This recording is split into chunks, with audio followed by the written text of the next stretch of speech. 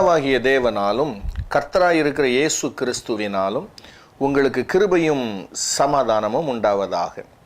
மறுபடியுமாக இந்த சத்தியத்தின் சத்தம் நிகழ்ச்சியின் மூலமாக உங்களை சந்திப்பதில் நான் மகிழ்ச்சி அடைகிறேன். இந்த நிகழ்ச்சி அநேகருக்கு பிரயோஜனமாக ஆசீர்வாதமாக இருப்பதை கண்டு நான் கர்த்தரை முழு இருதயத்தோடும் ஸ்தோத்தரிக்கிறேன். தொடர்ந்து நீங்கள் ஜெபியுங்கள், நானும் உங்களுக்காக ஜெபிக்கிறேன். தொடர்ந்து நம்ம ஆண்டவருடைய ராஜ்யத்தை கட்டுவோம், சாத்தானுடைய அரண்களை நிர்மூலமாக்குவோம், தேவநாமம் மகிமைப்படுவதாக. எனக்கு அன்பானவர்களே, ஒவ்வொரு மாதமும் 2வது சனிக்கிழமை காலை 10 மணியிலிருந்து 2 மணி வரைக்கும் ரெடில்ஸ் காந்தி நகர் TH ரோடில் உள்ள ஸ்ரீ சுப்பராயலு திருமண மண்டபத்தில் வைத்து விடுதலை உபவாச ஜெபத்தை தேவ கிருபையால் நடத்துவதற்கு தேவன் உதவி செய்திருக்கிறார். திரளான மக்கள் இந்த கூட்டத்திலே கலந்து கொள்ளுகிறார்கள். கர்த்தருடைய அபிஷேகத்தின் வல்லமை வெளிப்படுகிறது. நல்ல ஆழமான சத்தியங்களை, நம்முடைய ஆத்துமாவிற்கு ஏற்ற சத்தியத்தை தேவன் அங்கு வெளிப்படுத்தி கொண்டிருக்கிறார். நல்ல இனிமையான பாடல்கள், ஆராதனை வேளைகள், ஜெப நேரம் அனைத்தும் உண்டு. பிரியமானவர்களே, நீங்கள் வாருங்கள் என்று சொல்லி உங்களை நான் அன்போடு அழைக்கிறேன். அதில் கர்த்தருடைய வார்த்தையை நான் உங்களுக்கு கொண்டு வருவேன். தேவன் தருகிற விடுதலையையும் சுகத்தையும் பெற்றுக்கொள்ளுங்கள். அன்போடு அழைக்கிறேன், வாருங்கள். கர்த்தர் உங்களை ஆசீர்வதிப்பாராக. மறந்து விடாதிருங்கள், வருகிற சனிக்கிழமை, அதாவது 11வது தேதி, ஒவ்வொரு மாதமும் 2வது சனிக்கிழமை காலை 10 மணியிலிருந்து 2 மணி வரை மட்டுமே ஸ்ரீ சுப்பராயலு திருமண மண்டபம் TH road Gandhi Nagar riddles.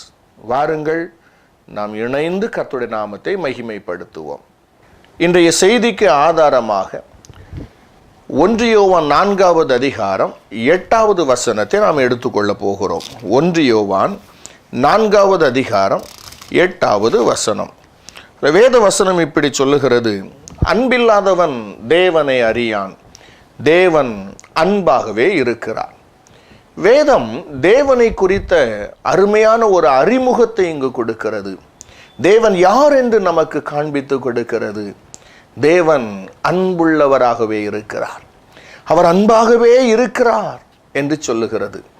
இன்றைய காலகட்டத்தில் உலகத்தில் வாழுகிற மக்களை நாம் உற்று நோக்கினால் அன்புள்ள மனிதர்களை காண்பது அரிதா இருக்கிறது. எல்லா இடங்களிலும் அன்பிற்கு பஞ்சமாக போய்விட்டது. யாரிடத்திலும் அன்பில்லை. பெற்ற பிள்ளைகளிடத்திலே அன்பில்லாமல் தவிக்கிற பெற்றோர் உண்டு. ஐயோ, தங்களிடத்தில் அன்பு காட்டவில்லையே என்று பரிதாபத்தோடு ஏங்கிக் கொண்டிருக்கிற பிள்ளைகள் பலரை நான் அறிந்திருக்கிறேன். ஐயா, என்னிடம் அன்பு காட்ட வேண்டிய என்னுடைய பெற்றோர்கள், என்னை அரவணைத்து கொள்ள வேண்டிய என்னுடைய பெற்றோர்கள் என்னிடத்தில் அமர்ந்து பேசுவது கூட இல்லை. நான் சொல்லுவதை காது கொடுத்து கூட கேட்பதில்லை. என்னை ஒரு எதிரியை போல பார்க்கிறார்களே என்று கண்ணீர் வடிக்கிற பிள்ளைகளை நான் அறிந்திருக்கிறேன். செய்தித்தாள்களில் வரும் செய்திகளை பாருங்கள், தொலைக்காட்சிகளில் வரும் செய்திகளை பாருங்கள். சரீரத்தில் பாதியாக இருக்கிற மனைவி தன்னுடைய கணவனையே கொலை செய்து விடுகிற கொடூரம், கணவன் மனைவியை கொலை செய்கிற கொடூரம், சுபாவ அன்பில்லாதவர்களாக மனிதர்கள் மாறிப்போயிருக்கிற கொடுமையான காலகட்டத்தில் அன்பை தேடி மனிதன் அலைகிறான். யாராகிலும் என்னிடத்திலே அன்பாய் ஒரு 4 வார்த்தை பேச மாட்டார்களா? யாராகிலும் அன்பாய் என்னை விசாரிக்க மாட்டார்களா? அன்புள்ள முகத்திற்காக நான் ஏங்குகிறேன். அன்புள்ள இருதயம் எனக்கு வேண்டும். யாராகிலும் பேசினால் பரவாயில்லையே என்று ஏக்கத்தோடு இருக்கிற மக்கள் பலர் உண்டு. வாலிப வயதில் இருக்கிறவர்களும் சரி, கணவனுடைய மனைவியினுடைய அன்பு கிடைக்காமல் பரிதபித்து கொண்டிருக்கிறவர்களும் சரி, அன்பிற்காக ஏங்கி கடைசியிலே தவறான வழிக்கு தங்களை விட்டு விடுகிறவர்களும் உண்டு. இது நிமித்தமாக தங்களுடைய வாழ்க்கையை தொலைத்து விடுகிறவர்களும் உண்டு. எனக்கு அருமையானவர்களே, இந்த நிகழ்ச்சியை பார்த்து கொண்டிருக்கிற நீங்கள் ஒருவேளை அன்பில்லாதவர்களாக, உங்களுக்கு அன்பு கிடைக்காத நிலைமையிலே நீங்கள் இருக்கலாம். உங்கள் சொந்த குடும்பத்தில் உங்களுக்கு அன்பில்லாமல் இருக்கலாம். நீங்கள் சென்று கொண்டிருக்கிற சபையில் உங்களுக்கு அன்பில்லாமல் இருக்கலாம். உங்களுடைய உற்றார் உறவினர்களிடத்திலே உங்களுக்கு அன்பில்லாமல் இருக்கலாம். ஆனால் உங்களை படைத்த தேவனிடத்தில் அன்பிற்கு பஞ்சமே இல்லை. அவர் அன்புள்ளவராகவே இருக்கிறார். அவர் உங்களை பார்த்து பேசுகிறார். மகனே, மகளே, நான் உன்னை நேசிக்கிறேன், கலங்காதே. மனிதர்களுடைய அன்பு மாறி போகும், ஆனால் என்னுடைய அன்பு மாறாதது. நான் உன்னை நேசிக்கிறேன் மகளே, நான் உன்னை அதிகமாக நேசிக்கிறேன். உன்னை நேசித்தபடியினாலே உனக்காக என்னுடைய இரத்தத்தை எல்லாம் சிந்தினேன். என்னுடைய ஜீவனையே நான் உனக்காக கொடுத்தேன். Still I love you. இன்னும் நான் உன்னை நேசிக்கிறேன். எத்தனை பெரிய தேவன்! எனக்கு அருமையான தேவனுடைய பிள்ளைகளே, நம்முடைய தேவனுடைய அன்பை குறித்து இன்றைக்கு 2 காரியங்களை நாம் தியானிக்க போகிறோம். முதலாவது, தேவனுடைய அன்பு வெறுத்து விடாத அன்பு. நம்மை வெறுத்து விடாத அன்பு. ஓசியா தீர்க்கதரிசியின் புஸ்தகம் 11வது அதிகாரம் 8வது வசனத்தை நாம் வாசிக்கும் போது வேதம் அங்கு அழகாக சொல்லுகிறது, எப்ராயிமே, நான் உன்னை எப்படி கைவிடுவேன், இஸ்ரவேலே, நான் உன்னை எப்படி ஒப்பு கொடுப்பேன் என்று ஆண்டவர் பேசுகிறார். தேவனுக்கு விரோதமான, தேவன் வெறுக்கிற காரியங்களை செய்த எப்ராயிம் மனுஷர், இஸ்ரவேல் மனுஷர். தேவனுக்கு அருவருப்பானவைகளை அவர்கள் செய்தபடியினாலே தேவன் நீதியுள்ள நியாயாதிபதியாக இருந்து அவர்களை கண்டிக்க வேண்டிய காலம், தண்டிக்க வேண்டிய அவசியம் நேரிட்டு விட்டது. நீதியுள்ள தீர்ப்பை அவர்கள் மேல் செலுத்தினாலும் அதற்கு பின்பு அவருடைய தாய் உள்ளம், தகப்பனை போன்ற அவருடைய உள்ளம் இந்த எப்ராயிமிற்காக, இஸ்ரவேலருக்காக துடிக்கிறதை இந்த வேத வசனம் சொல்லுகிறது. உன்னை நான் எப்படி கைவிட முடியும் எப்ராயிமே? நீ என்னுடையவன். உனக்காக என்னுடைய இரத்தத்தை நான் சிந்தி இருக்கிறேன். உனக்காக நான் என்னுடைய ஜீவனையை கொடுத்திருக்கிறேன். எப்படி நான் உன்னை கைவிட முடியும்? இஸ்ரவேலே, உன்னை நான் எப்படி ஒப்பு கொடுக்க முடியும்? தீமைகளுக்கு நான் எப்படி ஒப்பு கொடுக்க முடியும்? நியாயத்திற்கு நான் எப்படி ஒப்பு கொடுக்க முடியும்? நீ என்னுடையவன் அல்லவா? நீ என்னுடைய தாசன் அல்லவா? என் மகளே, நீ என்னுடையவள் அல்லவா? உன்னை நான் எப்படி கைவிடுவேன், எப்படி ஒப்பு கொடுப்பேன் என்று சொல்லி ஆண்டவர் தன்னுடைய இருதயத்தின் ஆழத்தில் இருந்து பாசத்தோடு கதறுகிறதை இந்த வேத வசனம் கூறுகிறது. ஆம், நம்முடைய தேவனுடைய அன்பு வெறுத்து விடாத அன்பு. வேதத்தில் இதற்கு பல உதாரணங்களை நாம் பார்க்க முடியும்.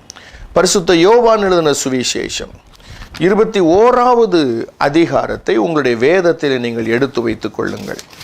பரிசுத்த யோவான் எழுதின சுவிசேஷம் 21வது அதிகாரத்திலே ஒரு முக்கியமான சம்பவம் எழுதப்பட்டிருக்கிறது.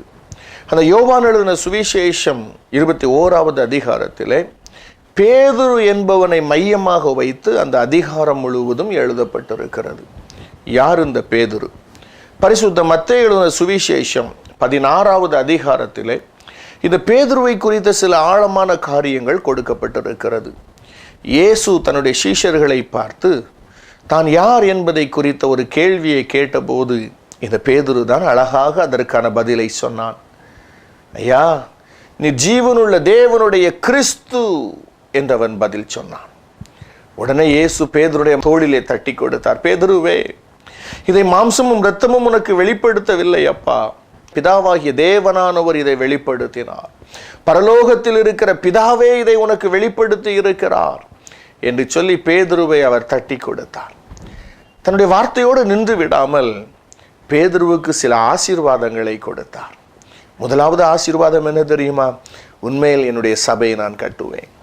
என்னுடைய காலங்கள் நிறைவேறி நான் மரித்து உயிர்த்து பரத்துக்கு ஏறி போனதற்கு பின்பு பூமியிலே என்னுடைய மணவாட்டியாகிய சபையை உண்மையிலே தான் நான் கட்டுவேன்.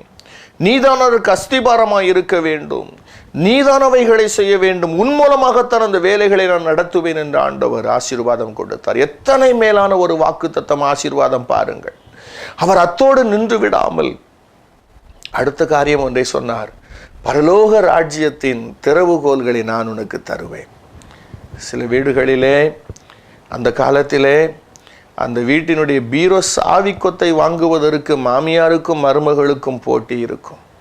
அந்த சாவி தன்னுடைய கரங்களிலே வந்துவிட்டால் அவர்களுக்கு வரும் பாருங்கள் ஒரு சந்தோஷம், பெரிய சந்தோஷம் வரும். ஆனால் பரலோக ராஜ்யத்தின் சாவி கொத்தை திறவுகோல்களை பெற்றுக்கொண்டவன் பேதுரு. எத்தனை ஆசீர்வாதம் பாருங்கள். இவன் நினைத்த நேரத்திலே பரலோகத்தை பூட்ட முடியும், திறக்க முடியும். அந்த அதிகாரத்தை தேவன் பேதுருவுக்கு கொடுத்தார். மட்டுமல்லாமல் நீ பூமியில எதை கட்டுவாயோ அது பரலோகத்திலே கட்டப்பட்டிருக்கும், நீ பூமியில எதை கட்டவிழ்ப்பாயோ அது பரலோகத்திலும் கட்டவிழ்க்கப்பட்டிருக்கும் என்றெல்லாம் வாக்குத்தத்தம் கொடுத்தார். இத்தனை மேன்மையான ஆசீர்வாதத்தையும் பாக்கியத்தையும் பெற்றுக்கொண்ட பேதுரு. இந்த பேதுரு என்ன செய்தான் தெரியுமா? இயேசு கிறிஸ்து மரித்து உயிர்த்ததற்கு பின்பு இயேசு சொன்ன அத்தனை வாக்குத்தத்தங்களை மறந்து போனான். அவன் செய்ய வேண்டிய காரியங்களை மறந்து போனான். தேவ தரிசனத்தை மூடி போட்டான். இயேசு என்னை நம்பி சொல்லி இருக்கிறாரே, இயேசு என்னிடத்திலே பொறுப்பு கொடுத்திருக்கிறாரே, இந்த பொறுப்புகளை நான் நிறைவேற்ற வேண்டுமே என்கிற துடிப்பில்லாதவனாக மறுபடியும் அவன் மீன் பிடிக்க சென்றான். வேடிக்கையான காரியம். பேதுரு மீன் பிடித்து கொண்டிருக்கும் போதுதான் இயேசு அவனை சந்தித்தார். பேதுருவே, இனி மீன் பிடிக்க வேண்டாம், உன்னை நான் மனுஷரை பிடிக்கிறவனாக மாற்றுவேன் என்று சொல்லி மீன் பிடித்து கொண்டிருந்த பேதுருவை அவர் மனுஷரை பிடிக்கிறவராக மாற்றினார். ஆனால் பேதுரு அவைகளை மறந்து அதே கடல், அதே வலை, அதே படகு, அதே மீன், பழைய தொழிலுக்கு அவன் போய்விட்டான். அவன் போனது மாத்திரமல்ல, அவனோடு கூட இருந்த எல்லாரையும் நயங்காட்டி அழைத்து சென்று விட்டான். ஒருவேளை நீங்கள் கேட்கலாம், ஐயா பேதுரு யாரையும் வாயை திறந்து கூப்பிடவே இல்லையே என்று சொல்லி கேட்கலாம். பேதுரு கூப்பிடவே இல்லை, ஆனால் எல்லாரை பார்த்து ஒரு காரியம் சொன்னான். நான் மீன் பிடிக்க போகிறேன் என்று சொன்னான். அதற்கு என்ன அர்த்தம் தெரியுமா? நான் மீன் பிடிக்க போகிறேன், நீங்களும் வரணும்னு வரலாம். எல்லாரும் போய்விட்டார்கள் பேதுருவின் பின்பாக. இயேசுவுக்கு எவ்வளவு வேதனை இருந்திருக்கும் பாருங்கள்.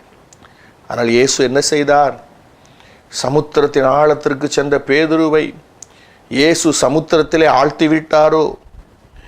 நினிவேக்கு போவதற்கு பதிலாக தர்ஷீஷுக்கு தடம் மாறி பயணம் மாறி சென்ற யோனாவை சமுத்திரத்தில் வீழ்த்தி அவனுக்கென்று மீனை ஆயத்தப்படுத்தி 3 நாள் ராப்பகல் அந்த மீனின் வயிற்றிலே அவனை உட்கார வைத்த தேவன் புதிய ஏற்பாட்டிலே பட்சிக்கிறவராக அல்ல, ரட்சிக்கிறவராக வெளிப்படுகிறார். அவர் நினைத்திருந்தால் பேதுருவை அங்கேயே சமுத்திரத்திலே தூக்கி வீசி இருக்க முடியும். ஆனால் அவர் பேதுருவை அப்படி செய்யவில்லை. காரணம் என்ன தெரியுமா? அவருடைய அன்பு வெறுத்து விடாத அன்பு, அது தள்ளிவிடாத அன்பு. அதற்கு பதிலாக அவர் என்ன செய்தார்? அந்த கடற்கரையிலே அவர்களுக்காக மீன்களை பொரித்து வைத்திருந்தார். பேதுருவை பார்த்து சொல்லுகிறார், நீங்கள் பிடித்த மீன்களில் சிலவற்றை கொண்டு வாருங்கள், அவைகளையும் நானே உங்களுக்கு பொரித்து தருகிறேன். பசியாருங்கள், களைப்பாய் இருக்கிறீர்கள், சாப்பிடுங்கள், திருப்தி அடையுங்கள். எத்தனை அன்புள்ள இயேசு! ஒரு வார்த்தை கூட பேதுருவை அவர் குத்தி காண்பிக்கவே இல்லை. ஒரு வார்த்தை கூட அதை குறித்து பேசவே இல்லை. ஏன் இப்படி செய்தாய் பேதுருவே? ஒரு வார்த்தை கூட அவர் பேசவில்லை. இயேசு இருந்த இடத்திலே நாம் இருந்திருந்தால் என்ன செய்திருப்போம்? பேதுருவை கடித்து குதறி இருப்போம். நீ எத்தனை நன்றி கெட்டவன், எவ்வளவாய் உன்னை நம்பினேன், உன்னுடைய ஆதி நிலைமை எப்படி இருந்தது, இன்றைக்கு நீ எப்படி இருக்கிறாய், நான் இல்லாமல் நீ எப்படி வந்தாய், என்னை இல்லாமல் உன்னாலே இன்றைக்கு வாழவே முடியாது, ஆனால் நீ எல்லாம் துரோகம் செய்து விட்டாயே, நீ துரோகி, எவ்வளவோ நாம் பேசி இருப்போம், பேதுருவை குத்தி கிழித்திருப்போம். ஆனால் இயேசு ஒரு வார்த்தையும் பேசவில்லை. அவர் கேட்ட ஒரே ஒரு காரியம், நீ என்னை நேசிக்கிறாயா? நொறுங்கி போனான் பேதுரு. பேதுரு எதிர்பார்த்தான், எப்படியாகிலும் இயேசு நம்மை திட்டுவார், இயேசு நம்மை கடிந்து கொள்ளுவார். ஆனால் இயேசு ஒரு வார்த்தையும் பேசவில்லை. எனக்கு அருமையான சகோதரனே, சகோதரியே, ஒருவேளை உங்களுடைய ஆரம்ப காலங்களிலே நீங்களும் பேதுருவை போல வைராக்கியமாக, சாவிலும் உம்மை நான் பின்பற்றி வர ஆயத்தம் என்று சொல்லி இயேசுவுக்காக நீங்கள் வைராக்கியமாக நின்றிருக்கலாம். ஆனால் உங்கள் சூழ்நிலையின் நிமித்தமாக, உங்கள் உறவினர்களின் நிமித்தமாக, உங்களுடைய தொழிலின் நிமித்தமாக, உங்களுடைய வறுமையின் நிமித்தமாக இன்றைக்கு இயேசுவை விட்டு ஆண்டவர் உங்களுக்கு கொடுத்த தரிசனங்களை மறந்து, கர்த்தர் உங்களுக்கு கொடுத்த வாக்குத்தத்தங்களை மறந்து நீங்கள் இயேசுவை விட்டு நீங்கள் தூரமாக சென்றிருக்கலாம். அவருடைய வேலையை செய்யாமல், அவருடைய இருதயத்தின் விருப்பத்தை நிறைவேற்ற முடியாதவர்களாக நீங்கள் வெகு தூரமாக நீங்கள் பயணித்துக் கொண்டிருக்கலாம். ஆனால் உங்களுக்கு இன்றைக்கு வருகிற தேவனுடைய வார்த்தை என்ன தெரியுமா? இயேசு உங்களை வெறுத்து விடவில்லை. இயேசு உங்களை இன்னும் நேசிக்கிறார். நீங்கள் சென்று கொண்டிருக்கிற இடத்திலே உங்களை கவிழ்த்து விடுகிறவர் அல்ல, உங்களை அமிழ்த்து விடுகிறவர் அல்ல. இயேசு திரும்பவுமாக உங்களை அவர் கட்டி எழுப்ப போகிறார். திரும்பவுமாக கர்த்தர் உங்களை எழுப்ப போகிறார். கர்த்தர் உங்களுக்கு கொடுத்த தரிசனத்தை புதுப்பிக்க போகிறார். அவர் தம்முடைய ஆவியினாலே உங்களை நிறைத்து உங்களை உயிர்ப்பிக்க போகிறார். திரும்ப வீறு கொண்டு எழும்ப பண்ண போகிறார். முந்தின சீரை பார்க்கிலும் நற்சீர் உங்களுக்கு உண்டாக பண்ண போகிறார். முந்தின ரசத்தை பார்க்கிலும் பிந்தின ரசம் ருசியுள்ளதாக இருந்தது என்ற வசனத்தின்படி இதற்கு பின்பு உங்களுடைய வாழ்க்கை மிகுந்த செழிப்புள்ளதாக, ஆசீர்வாதம் உள்ளதாக மாற்றப் போகிறார்.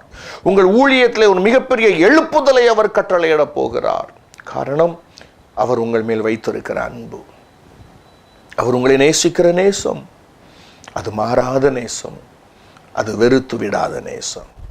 இரண்டாவது, தேவனுடைய அன்பு நமக்கு மேலானவைகளை தருகிற அன்பு. தேவன் எப்பொழுதுமே நமக்கு பெஸ்டானவைகளை தருகிறார். அவரிடத்தில் இருக்கிற எல்லாவற்றிலும் மேன்மையானது ஆண்டவராகிய இயேசு கிறிஸ்து. தம்முடைய ஒரே பேரான குமாரன் என்றும் பாராமல் அவரையே நம்ம எல்லாருக்காக தந்தவர் என்று வேதம் சொல்லுகிறது. அதை விட தருவதற்கு அவரிடத்திலே என்ன இருக்கிறது? அத்தனை மேலான பொக்கிஷத்தை இயேசுவை நமக்காக கொடுத்தார். ஆனாலும் அவரை நேசிக்கிற அவருடைய பிள்ளைகளுக்கு, இந்த இயேசுவை சொந்த இரட்சகராக ஏற்றுக்கொண்ட பிள்ளைகளுக்கு இயேசு கிறிஸ்துவுக்கு அடுத்தபடியாக இருக்கிற மேன்மையான ஒரு காரியத்தை செய்கிறார்.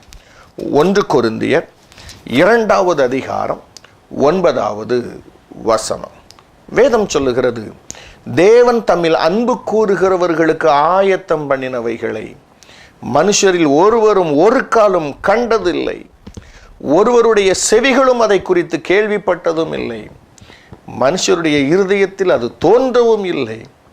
பாருங்கள், தம்மில் அன்பு கூறுகிற பிள்ளைகளுக்கு, தம்மை நேசிக்கிற பிள்ளைகளுக்கு ஆண்டவர் ஆயத்தம் பண்ணி வைத்திருக்கிற மேலான ஒரு நன்மை பரலோக ராஜ்யம். இந்த பரலோக ராஜ்யத்தை தேவன் தம்முடைய பிள்ளைகளுக்கு தருகிறார். இந்த மேலான காரியத்தை குறித்து இயேசு பேசும்போது யோவான் எழுதின சுவிசேஷம் 14 அதிகாரம் 2-3 வசனங்களை நாம் வாசித்து பார்த்தால் இயேசு அழகாக சொல்லி இருக்கிறார். என்ன சொல்லி இருக்கிறார் தெரியுமா? என் பிதாவின் வீட்டில் அநேக வாசஸ்தலங்கள் உண்டு, அப்படி இல்லாதிருந்தால் உங்களுக்கு சொல்லி இருப்பேன். நான் போய் அதில் ஒரு ஸ்தலத்தை உங்களுக்கு ஆயத்தம் பண்ணட்டும். அந்த ஸ்தலத்தை ஆயத்தம் பண்ணி முடித்ததற்கு பின்பு நான் திரும்ப வருவேன். நீங்கள் எல்லாரும் எப்போதும் என்னோடு கூடவே இருக்கும்படி, அந்த ஸ்தலத்திலே நீங்கள் தங்கி இருக்கும்படி உங்களை நான் அழைத்து செல்வதற்கு நான் திரும்ப வருவேன் என்று ஆண்டவர் சொல்லி இருக்கிறார். ஹல்லேலூயா, மரணாதா. அவர் திரும்ப வரப்போகிறார். எதற்காக திரும்ப வரப்போகிறார்? நம்மை அழைத்து செல்வதற்கு. அவர் நமக்கு உண்டு பண்ணி வைத்திருக்கிற அந்த மேலான நன்மைகளை நாம் அனுபவிக்கும்படி, அந்த நன்மைகளை அனுபவிக்க நம்மை அழைத்து செல்வதற்கு அவர் திரும்ப வரப்போகிறார். எத்தனை சந்தோஷம் பாருங்கள், எத்தனை சந்தோஷம். பிதாவினுடைய வீட்டில் அநேக வாசஸ்தலங்கள் இருக்கிறதாம். பிதாவினுடைய வீடு மகிமையினாலே நிறைந்திருக்கிற வீடு, அது எப்போதும் மகிமையினாலே ஜொலித்து கொண்டிருக்கிற வீடு. அந்த வீட்டிலே ஒரு ஸ்தலத்தை நமக்காக இன்னும் அவர் மகிமையுள்ளதாக மாற்றுகிறார். பிதாவாகிய தேவனிடத்தில் சென்று அவர் சொல்லுகிறார், உம்முடைய வீட்டில் இருக்கிற இந்த மகிமையெல்லாம் தேவ தூதர்களுக்கும் கேருபீன்களுக்கும் வேண்டுமானால் சரியாயிருக்கலாம், ஆனால் பூமியிலே வாழ்ந்து வருகிற என்னுடைய பிள்ளைகள், என்னுடைய இரத்தத்தினாலே கழுவப்பட்டு என்னை உயிருக்குயிராய் நேசிக்கிற என்னுடைய பிள்ளைகள் வந்து அமருவதற்கு, வாசம் பண்ணுவதற்கு இந்த மகிமை போதாது. இதைவிட இந்த ஸ்தலத்தை நான் இன்னும் மகிமை உள்ளதாக மாற்ற வேண்டும். எனவே நான் ஒரு ஸ்தலத்தை ஆயத்தம் பண்ணட்டும். அங்கே இருக்கிற ஒரு இடத்தை இயேசு ஆயத்தம் பண்ணி கொண்டிருக்கிறார். நீங்களும் நானும் போய் வாசம் பண்ணும்படி, நீங்களும் நானும் நிரந்தரமாய் சதா காலமும் இயேசுவோடு கூட தங்கி இருக்கும்படி அந்த ஸ்தலத்தை அவர் ஆயத்தம் பண்ணி கொண்டிருக்கிறார். மனுஷரில் ஒரு மனுஷனுடைய கண்களும் அதை கண்டதில்லையா? ஆனால் வேதம் சொல்லுகிறது, தேவன் அவைகளை தம்முடைய ஆவியினாலே நமக்கு அவர் வெளிப்படுத்தி இருக்கிறார். எனக்கு அருமையான தேவனுடைய பிள்ளைகளே, தேவனுடைய ஆவியினாலே வெளிப்படுத்தப்பட்டிருக்கிற அந்த மேன்மையான நகரம் எப்படி இருக்கிறது தெரியுமா? வெளிப்படுத்துகிற விசேஷம் 4வது அதிகாரத்தை நீங்கள் வாசித்து பாருங்கள். அந்த அதிகாரம் முழுவதும் தேவனுடைய ராஜ்யமாகிய பரலோக ராஜ்யத்தின் மகிமையை குறித்து எழுதியிருக்கிறது. அங்கு தேவனுடைய சிங்காசனம் இருக்கிறது. அவருடைய சிங்காசனத்திற்கு முன்பு 7 அக்கினி தீபங்களாகிய அவருடைய 7 ஆவிகள் எரிந்து கொண்டிருக்கிறது. கண்ணாடி கடல் இருக்கிறது. அங்கு வீதிகளெல்லாம் பசும் பொன்னாக இருக்கிறது. அங்கு சூரியன் இல்லை, சந்திரன் இல்லை, அங்கு பகலும் இல்லை, இரவும் இல்லை. தேவனுடைய மகிமை அந்த நகரத்தை பிரகாசிக்க செய்து கொண்டிருக்கிறது. அந்த நகரம் அப்படியே ஜொலித்து கொண்டிருக்கிறது. அந்த நகரத்திற்கான அஸ்திபாரங்கள் விலையேறப்பட்ட இரத்தின கற்களாலே போடப்பட்டிருக்கிறது. மேலான நகரம், மனுஷனுடைய அறிவிற்கு எட்டாத ஒரு மகிமையான நகரம் அந்த நகரம். வெளிப்படுத்துகிற விசேஷம் 21வது அதிகாரம் 3வது வசனத்தை நீங்கள் வாசித்து பாருங்கள். அப்படி இயேசுவாலே ஆயத்தப்படுத்தப்பட்ட நகரம் தேவனிடத்திலிருந்து பரலோகத்திலிருந்து இறங்கி வருகிறது. அந்த நகரம் அப்படியே மகிமையினாலே ஜொலித்து கொண்டிருக்கிறதா. அந்த நகரத்திற்குள்ளாக உங்களையும் என்னையும் கொண்டு போய் வைக்கப் போகிறார் இயேசு. அந்த நகரத்தில் நாம் நிரந்தரமாக வாசம் பண்ணும்படி, இயேசுவோடு கூடவே தங்கி இருக்கும்படி இயேசு நம்மை அழைத்து செல்ல போகிறார். அந்த மகிமையான நகரத்தை நமக்கு அவர் தருகிறார். ஜீவ தண்ணீர் உள்ள நதி ஓடி வருகிற நகரம், ஜீவ விருட்சத்தின் கனி இருக்கிற நகரம், மறைவான மன்னா நமக்காக காத்திருக்கிறது. எல்லாவற்றிற்கும் மேலாக நமக்காக இரத்தம் சிந்தி தன்னுடைய ஜீவனையே கொடுத்த நம்முடைய இரட்சகராகிய இயேசுவை நாம் முகமுகமாக சந்திக்க போகிற இடம், அவருடைய மார்பிலே நாம் சாய்ந்து கொள்ள போகிற இடம், அவருடைய பாதத்திலே விழுந்தவரை முத்தம் செய்ய போகிற ஒரு இடம், மகிமையான ஒரு இடம், மகிமையான ஒரு இடம். அந்த மேலான நன்மைகளை தேவனை நேசிக்கிறவர்களுக்கு இயேசு வைத்திருக்கிறார். எனக்கு அருமையான தேவனுடைய பிள்ளைகளே, இந்த உலகத்தின் பாடுகளிலே சிக்கி தவித்து புலம்பி நிற்கிறீர்களோ? ஐயோ, என்னை தேற்றுவார் இல்லை, என்னை ஆற்றுவார் இல்லை, எத்தனை வருடம் இந்த பிரச்சனை முடிவே இல்லையே, நான் தேவனை எவ்வளவு நேசிக்கிறேன், என்னுடைய ஆண்டவராகிய இயேசுவை நான் எத்தனையாய் நான் நேசிக்கிறேன், ஆனால் என்னுடைய வாழ்க்கையில பிரச்சனை முடிவு பெறவே இல்லையே, ஒருவரும் என்னை நேசிப்பதில்லை, நான் அவரை நேசிக்கிறேன், இயேசுவை நேசிக்கிறேன், எனக்கு இந்த உலகத்தில் ஒரு நன்மையும் இல்லை, நான் எதிர்பார்க்கிற காரியங்கள் ஒன்றும் எனக்கு கிடைக்கவில்லை, எல்லாரும் என்னை பரிகசிக்கிறார்கள், எல்லாரும் என்னை அற்பமாய் பார்க்கிறார்கள், எனக்கு ஒரு சொந்த வீடு கூட இல்லையே, நான் எத்தனை பரிதாபத்துக்குரியவனாக, பரிதாபத்துக்குரியவளாக, ஒரு எளியவளாக, சிறுமைப்பட்டவனாக நான் வாழ்ந்து வருகிறேனே. கண்ணீர் விட்டு கலங்குகிறீர்களோ? உங்களுடைய இருதயம் நொறுங்கி போய் இருக்கிறதோ? உங்களுடைய கண்கள் குளமாய் இருக்கிறதோ? ஆண்டவர் அன்போடு உங்களை பார்த்து பேசுகிறார். இன்னும் கொஞ்ச காலம், அது சீக்கிரத்திலே இந்த உபத்திரவம் நீங்கிவிடும், சீக்கிரத்திலே நீங்கிவிடும். இன்னும் கொஞ்ச காலம் மகனே, கொஞ்ச காலம், நான் சீக்கிரமாய் வரப்போகிறேன், நான் வந்து உன்னை என்னோடு கூட அழைத்து செல்ல போகிறேன். கவலைப்படாதே, கவலைப்படாதே, தைரியமாயிரு, திடமனதாயிரு. இன்னும் கொஞ்ச காலம்தான். என்னுடைய பலனை சார்ந்து கொள், என்னுடைய கிருபை சார்ந்து கொள், என்னுடைய பாதத்திலே தங்கியிரு. இன்னும் கொஞ்ச காலம், நான் சீக்கிரத்திலே வருவேன், என்னுடைய வருகை சீக்கிரமாய் இருக்கிறது, நான் வந்து உன்னை என்னோடு கூட அழைத்து செல்லுவேன், மகிமையான அந்த நகரத்தை நான் உனக்கு தருவேன். எனக்கு அருமையான தேவனுடைய பிள்ளைகளே, தேவனுடைய அன்பை பார்த்தீர்களா? அவருடைய அன்பு நம்மை வெறுத்து விடாத அன்பு, நமக்கு மேலானவைகளை தந்து நம்மை ஆசீர்வதிக்கிற அன்பு. இந்த அன்பின் தேவன் இன்றைக்கு உங்களை அன்போடு கூட அழைக்கிறார். மகனே, மகளே, நீ செய்கிற பாவத்தை விட்டுவிடு, நீ என்னிடத்திலே வா, என்னுடைய மார்பிலை சாய்ந்து கொள், என்னுடைய பாதத்திலே வந்து சரணடைந்து விடு. நான் உனக்கு அடைக்கலமாயிருப்பேன். நான் உன்னை வெறுத்து விடவில்லை. உனக்கு மேலான பாக்கியத்தை நான் வைத்திருக்கிறேன். நீ என்னிடத்தில் வருவாயா? என்னுடைய அன்பை அல்லல் தட்டி விடாதே. அன்போடு உன்னை அழைக்கிறேன், வா என்று அழைக்கிறான். ஆண்டவரே, உம்முடைய அன்புக்கு நான் என்னை அர்ப்பணிக்கிறேன். என்னை உம்முடைய மார்பிலே சேர்த்து வைத்து கொள்ளும். என்னை ஆசீர்வதியும். கேட்டால் நிச்சயமாக தேவன் நம்மை ஆசீர்வதிப்பார். ஜெபிப்போமா? என்னோடு கூட சேர்ந்து ஜெபிக்கிறீர்களா? நான் உங்களுக்காக ஜெபிக்க விரும்புகிறேன். ஜெபிப்போம். அன்பின் தேவனே, இந்த நல்ல நேரத்திற்காக நாங்கள் உமக்கு நன்றி செலுத்துகிறோம். ஆண்டவரே, என்னோடு கூட இணைந்து ஜெபித்து கொண்டிருக்கிற இந்த அன்பு சகோதரிக்காக, சகோதரனுக்காக நான் ஜெபிக்கிறேன். இந்த உலகத்திலே அன்பில்லாமல் அன்பிற்காக ஏங்கி கொண்டிருக்கிற இந்த பிள்ளைகளுக்காக நான் ஜெபிக்கிறேன். எல்லா மனுஷருடைய அன்பும் மாய்மாலமானது. எல்லா மனுஷருடைய அன்பும் ஒரு காலத்திலே மாறி போகும். அது குறைவுள்ளது. ஆனால் உம்முடைய அன்பு மாறாதது. நீர் அவர்களை நேசிக்கிறீர். உம்முடைய அன்பினால் அவர்களை நிரப்புவீராக. உம்மை நேசிக்கிற பிள்ளைகள் இந்த உலகத்தில் கஷ்டப்பட்டு கொண்டிருக்கிறதை கர்த்தர் அறிந்திருக்கிறீர். அவர்களுக்கு வேண்டிய கிருபையும் பலத்தையும் தந்து நித்திய ராஜ்யத்திற்கு அவர்களை அழைத்து செல்ல நீர் சீக்கிரமாய் வர நாங்கள் ஜெபிக்கிறோம். இந்த நிகழ்ச்சியை பார்த்து கொண்டிருக்கிற நம்முடைய பிள்ளைகள் ஒவ்வொருவரையும் ஆசீர்வதியும். அவருடைய வியாதிகள், பிரச்சனைகள், போராட்டங்கள், கடன் பிரச்சனைகள், பிசாசினுடைய கிரிகள் எல்லாவற்றையும் அழித்து உம்முடைய வல்லமை நீர் வெளிப்படுத்தும். உம்முடைய அன்பை அவர்களுக்கு வெளிப்படுத்தும்.